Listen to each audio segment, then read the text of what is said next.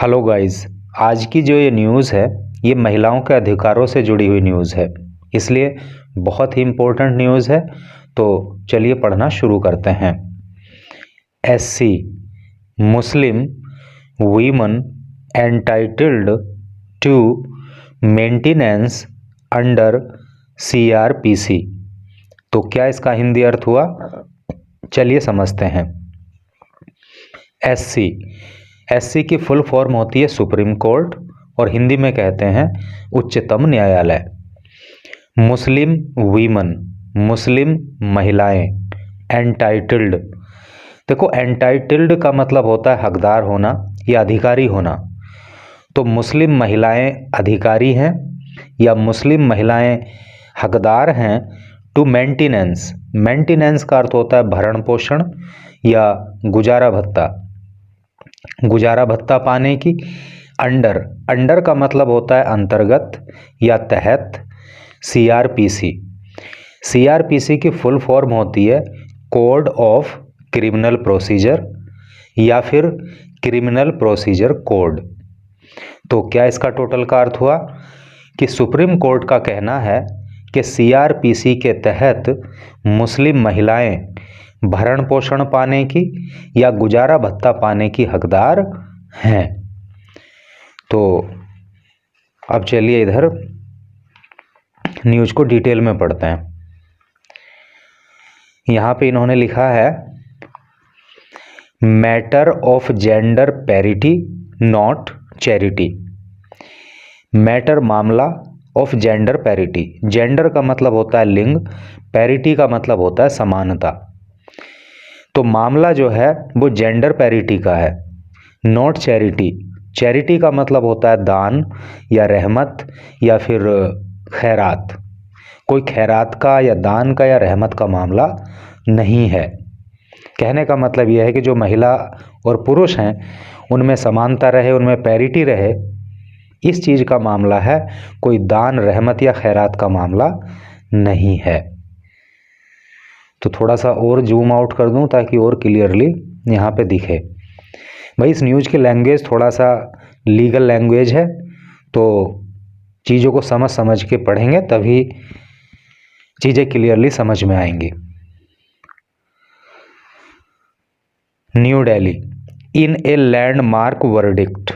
Landmark का मतलब होता है ऐतिहासिक और वर्डिक्ट का मतलब होता है फैसला या निर्णय।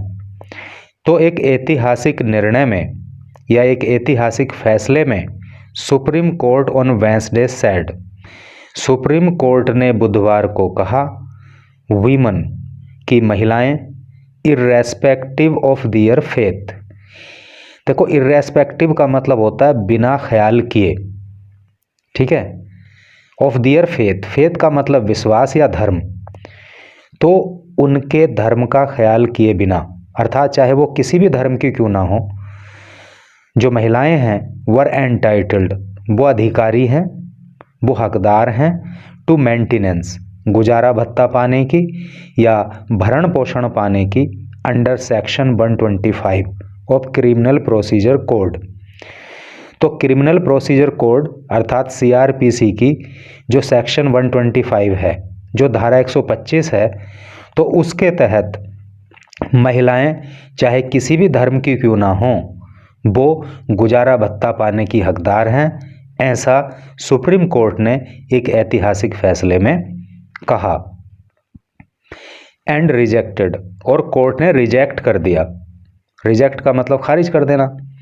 द आर्ग्यूमेंट, इस आर्ग्यूमेंट को, इस तर्क को, कौन से तर्क को, that the Muslim women act 1986, कि जो मुस्लिम वीमन एक्ट 1986 है और पर्सनल लॉज या जो पर्सनल लॉज हैं ऑफ डिफरेंट कम्युनिटीज़, अलग अलग कम्युनिटीज़ के, अलग अलग समुदायों के। आप जानते होंगे कि जैसे मुस्लिम पर्सनल लॉ बोर्ड है, तो उसके नियम जो हैं वो मुस्लिम धर्म की महिलाओं पे लागू होते हैं। वैसे ही अलग अलग धर्मों के जो नियम हैं, तो महिला जिस धर्म को बिलोंग करती है तो उस धर्म के नियम उस महिला पे लागू होते हैं। तो कोर्ट ने जो है विभिन्न जो कम्युनिटीज़ हैं जो संप्रदाय हैं, समुदाय हैं, विभिन्न धर्म हैं, तो उनके जो पर्सनल लॉज हैं, ठीक है, तो उसको, उसके तर्क को खारिज किया। किस तर्क को खारिज किया अभी आगे बताएगा। या जो मुस्लिम वीमन एक्ट 1986 है उसके तर्क को खारिज किया। और कौन सा तर्क? बार्ड, जो बार करता है, जो रोकता है, देम उनको, किनको? महिलाओं को, फ्रॉम टेकिंग, लेने से, एडवांटेज, लाभ, ऑफ मेंटेनेंस, गुजारा भत्ते का, गारंटीड, जिसकी गारंटी दी गई है, under the secular law. Secular का मतलब होता है धर्मनिरपेक्ष, और धर्मनिरपेक्ष का मतलब होता है सभी धर्मों का सम्मान करने वाला, किसी धर्म के प्रति कोई विशेष रूप से, मतलब किसी को नहीं एंटरटेन करना है, सभी धर्मों को समान रूप से देखना है, तो उसको क्या बोलते हैं? सेक्युलर। तो कहने का मतलब यह है कि अगर किसी धर्म में उसके जो पर्सनल लॉ हैं, या जो मुस्लिम वीमन एक्ट 1986 है, तो उसमें अगर कहीं पे कोई ऐसी बात कही गई है कि महिला को गुजारा भत्ता नहीं दिया जा सकता, उसको मेंटेनेंस नहीं दिया जा सकता, तो इस तर्क को कोर्ट ने खारिज किया। और कोर्ट ने कहा कि महिला चाहे किसी भी फेथ की हो, किसी भी धर्म की हो, उसको गुजारा भत्ता पाने का हकदार, वो गुजारा भत्ता पाने की हकदार है। और ये अधिकार कौन सा कानून उसको देता है? ये CRPC की सेक्शन 125 के तहत जो है उसको ये अधिकार मिलता है। आगे पढ़ेंगे। यहां लिखा है ए bench of justice BV Nagarathna.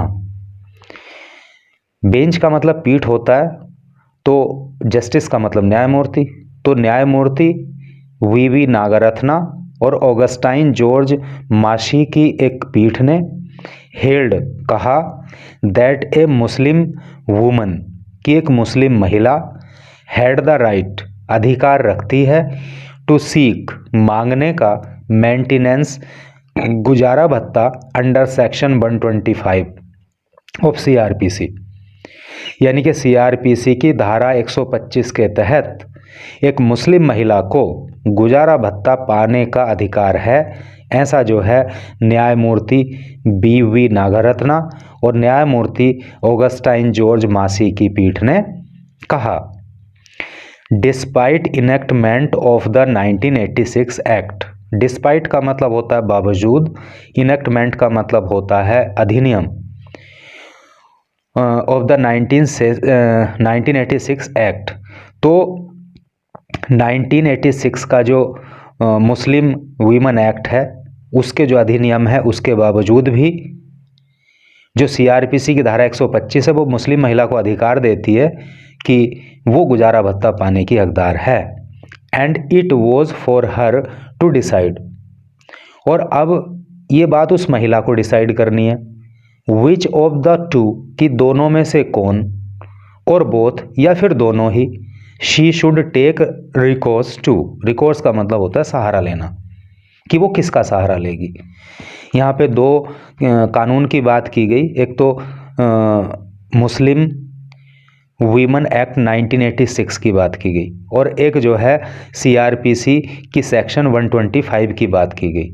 तो कहने का मतलब ये है कि कोर्ट का कहना यह है कि ये उस मुस्लिम महिला पे डिपेंड करता है कि वो मुस्लिम वीमन एक्ट 1986 का सहारा लेगी, या फिर CRPC की धारा 125 का सहारा लेगी, या फिर दोनों का ही सहारा लेगी। ये उसको डिसाइड करना है, इसको कोई और डिसाइड नहीं करेगा। कुल मिलाकर के वो गुजारा भत्ता पाने की हकदार रहेगी। Maintenance is a facet. Maintenance जो गुजारा भत्ता है, जो भरण पोषण है, इज ए फैसेट, वो फैसेट है, वो पक्ष है, वो पहलू है। किस चीज़ का पहलू है? Of gender parity, gender parity का, है नी। यहाँ पे जेंडर का मतलब महिला पुरुष से लेकर के है, तो जेंडर पैरिटी का मामला है। पैरिटी अभी ऊपर आया था, समानता। And enabler of equality, equality का मतलब भी समानता होना, समानता होता है, और इनेबलर का मतलब होता है योग्य करना, है नी। तो कुल मिला के समानता का मामला ये है, नॉट चैरिटी। ये चैरिटी का मामला नहीं है, ठीक है। किसी को कोई खैरात नहीं दी जा रही है, बल्कि दोनों जेंडर के बीच में समानता रहे, इसलिए इस तरह का निर्णय दिया गया है। जस्टिस नागरत्ना सेड, ऐसा न्यायमूर्ति नागरत्ना ने कहा। तो भाई समझ में आ रहा है ना सब कुछ? भाई कोशिश तो मैं पूरी कर रहा हूँ, अब देखते हैं यार कि मेरा प्रयास कितना सफल होगा। In separate but concurring judgment, separate का मतलब अलग होता है और कनकरिंग का मतलब होता है मिलता हुआ या मिलता जुलता, एक जैसा। तो अलग लेकिन मिलता जुलता जो एक जजमेंट आया, जो निर्णय दिए गए, इन द जजेस सेड, तो उसमें जजों ने कहा, है नहीं। तो जो मतलब एक अलग से निर्णय आया लेकिन वो कुछ मिलता जुलता ही था, तो उस निर्णय में जजों ने कहा, क्या कहा? सेक्शन 125 ऑफ सीआरपीसी, सीआरपीसी की धारा 125 जो है applied to all married women, वो सभी शादीशुदा महिलाओं पर अप्लाई होती है, मतलब सभी के लिए वो बनी है, इंक्लूडिंग मुस्लिम मैरिड वीमेन। इंक्लूड का मतलब होता है शामिल होना, और उसमें जो मुस्लिम शादीशुदा महिलाएं हैं वो भी शामिल हैं। कहने का मतलब यह है कि चाहे वो मुस्लिम महिलाएं हों या किसी दूसरे धर्म की महिलाएं हों, सीआरपीसी की धारा 125 सभी पे अप्लाई होती है। इट सेड, और क्या कोर्ट ने कहा? The provisions was a major, कि ये जो प्रोविज़न है, ये जो प्रावधान है, वॉज ए मेजर, ये कदम है, फॉर सोशल जस्टिस, सामाजिक न्याय के लिए, टू प्रोटेक्ट, रक्षा करने के लिए, है नहीं, वीकर सेक्शंस, कमज़ोर वर्गों की। यानी कि ये जो कदम उठाया गया है, या सीआरपीसी की 125 जो ये धारा है, तो ये क्यों बनाई गई? ताकि जो वीकर सेक्शन है, जो कमज़ोर वर्ग है, तो उसकी जो महिलाएं हैं उन्हें सामाजिक न्याय मिल सके। इसलिए irrespective of applicable personal laws of the parties. Irrespective अभी ऊपर भी आया था कि बिना ख्याल किए, है नहीं। तो इस बात का ख्याल नहीं करना है कि पार्टीज का पर्सनल लॉ क्या कहता है। यानी कि जो भाई पार्टी क्या मतलब हुआ, एक महिला होगी एक पुरुष होगा, वो उसने तलाक दे दिया होगा या कुछ करके हुआ होगा, तो विवाह विच्छेद हो गया होगा, तो उनके वो किस धर्म के हैं, उनके पर्सनल रूल क्या कहते, पर्सनल लॉ उनके क्या कहते हैं। वो गुजारा भत्ता देने के लिए हो सकता मना किया गया हो उसमें, जैसा कि अभी पीछे जिक्र आया था, तो उस बात को कोर्ट नहीं मानती, उस बात को ये सीआरपीसी की धारा 125 नहीं मानती, बल्कि वो ये कहती है कि जो भी महिलाएं हैं उनको गुजारा भत्ता पाने का अधिकार है, अगर वो अपने पति से अलग रह रही हैं तो, ठीक है, चाहे पर्सनल लॉ कुछ भी क्यों नहीं कहे। ऐसा जो है कहा गया। और क्यों ऐसा बोला गया? ताकि जो कमज़ोर वर्ग की महिलाएं हैं उनको न्याय मिल सके। We are inclined to conclude, देखो इनक्लाइंड का मतलब होता है इच्छुक होना, हम इच्छुक हैं टू कंक्लूड, कंक्लूड करने के। कंक्लूड का मतलब क्या होता है? जैसे आप कोई ऐसे वगैरह लिखते हो, बाद में उसमें कंक्लूजन लिखते हो, उपसंहार लिखते हो, मतलब पूरे का सार लिखते हो। तो हम कहना चाहते हैं दैट इक्विवेलेंट राइट, इक्विवेलेंट का मतलब होता है समान, राइट्स का मतलब होता है अधिकार। तो हम कहना चाहते हैं कि जो समान अधिकार हैं ऑफ मेंटेनेंस, गुजारा भत्ता पाने के, असर्टेन्ड, जो तय किए गए हैं, अंडर बोथ, दोनों ही के तहत, है नहीं, दोनों ही के तहत, किस दोनों कौन, अब आगे पता चलेगा।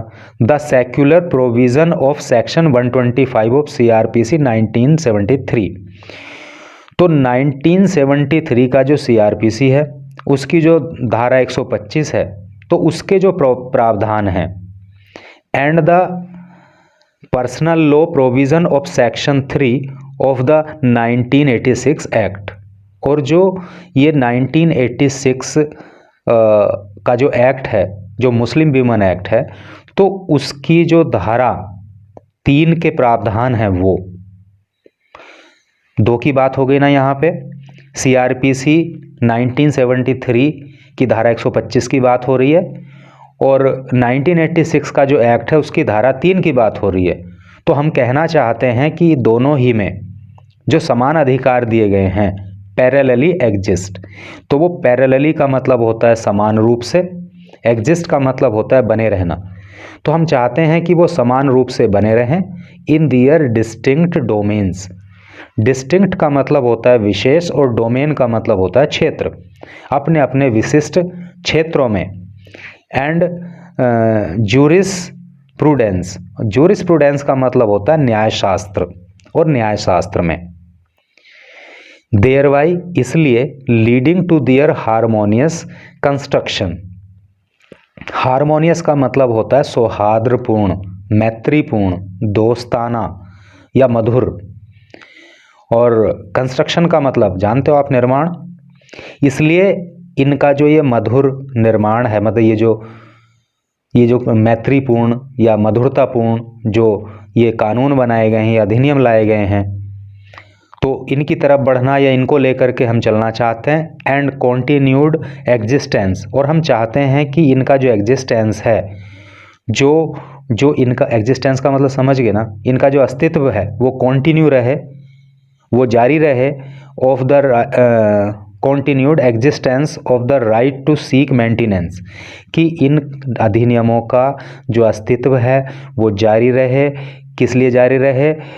टू सीक मेंटेनेंस, यानी कि महिलाओं को अधिकार देने के लिए कि वो गुजारा भत्ता प्राप्त कर सकें।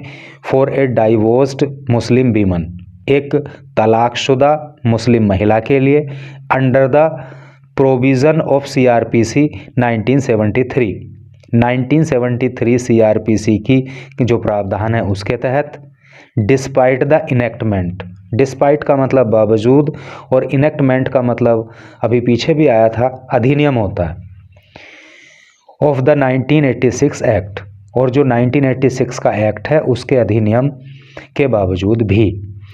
कहने का मतलब आप समझ रहे हो ना क्या कहना चाह रहा है? कहना ये चाह रहा है भाई, यहाँ पे 2 की बात हुई। एक तो बात हुई 1973 CRPC की धारा 125 की, और दूसरी बात हुई मुस्लिम वीमन एक्ट 1986 की।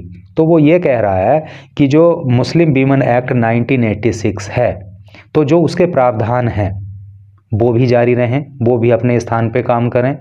तो इसके बावजूद भी हमारा कहने का उद्देश्य ये है, हम कहना ये चाहते हैं कि हर तलाकशुदा महिला को CRPC की धारा 125 के तहत गुजारा भत्ता पाने का अधिकार है। ये इसका मतलब है। जस्टिस माशी सेड, न्यायमूर्ति माशी ने कहा, एडिंग दैट पार्लियामेंट नेवर सोट, कि पार्लियामेंट ने, संसद ने कभी भी नहीं चाहा। देखो सीक का पास्ट टेंस सोट होता है और इसका मतलब मांगना, चाहना, खोज करना। तो न्यायमूर्ति माशी ने कहा कि पार्लियामेंट ने कभी भी नहीं चाहा टू रेस्ट्रिक्ट, पाबंदी लगाना या रोक लगाना, द राइट्स, अधिकारों पर, of A divorce Muslim women, एक तलाकशुदा मुस्लिम महिला के, टू द इद्दत पीरियड, इद्दत पीरियड में। अब इद्दत पीरियड क्या होता है भाई? जहाँ तक मैं इद्दत की समझ रखता हूँ, तो इद्दत पीरियड जो होता है ना, जैसे किसी महिला का पति अगर मर जाता है या फिर उसका तलाक हो जाता है, मुस्लिम धर्म की बात हो रही है कि अगर किसी मुस्लिम महिला का पति मर जाता है या फिर उसका तलाक हो जाता है, तो एक टाइम पीरियड उसके बाद होता है कि उस टाइम पीरियड से पहले वो महिला दूसरा निकाह नहीं कर सकती है। तो उसको अपने पति से अलग होने से लेकर के अगली उसकी शादी होने तक, अगला उसका निकाह होने तक जो एक बीच का टाइम पीरियड होता है उसको इद्दत पीरियड कहते हैं। तो भाई अगर यहाँ पे कोई मुस्लिम व्यूअर, मुस्लिम धर्म से बिलोंग करने वाले अगर कोई भाई इस न्यूज़ को पढ़ रहे हो, तो ज़रा बताएं क्या मैं सही एक्सप्लेन कर रहा हूँ क्या इद्दत को? इद्दत वही पीरियड होता है ना जो मैं बता रहा हूँ, और अगर ऐसा नहीं है तो फिर आप बताइए कि इद्दत पीरियड क्या होता है। तो कहने का मतलब ये है कि न्यायमूर्ति ने कहा कि इद्दत पीरियड के समय पे जो मुस्लिम महिला का अधिकार है मेंटेनेंस पाने का, तो पार्लियामेंट ने कभी भी उस राइट को रेस्ट्रिक्ट नहीं किया, कभी उस पर कोई पाबंदी नहीं लगाई। इस तरह से करके भी ये है। तो कुल मिला के कहने का मतलब वही है कि पैरिटी का मामला है, सभी महिलाओं को समान अधिकार मिले, है नहीं, और महिला और पुरुष जो जेंडर हैं तो उनमें समानता का भाव बढ़े। तो इस सब को लेकर के ये डिसीजन कोर्ट का आया है, और वाकई ये ऐतिहासिक डिसीजन है, और महिलाओं को जो है कहीं ना कहीं सर उठाकर जीने का अधिकार ये डिसीजन देगा, ये वर्डिक्ट देगा। इसी उम्मीद के साथ thank you very much for reading this news till last.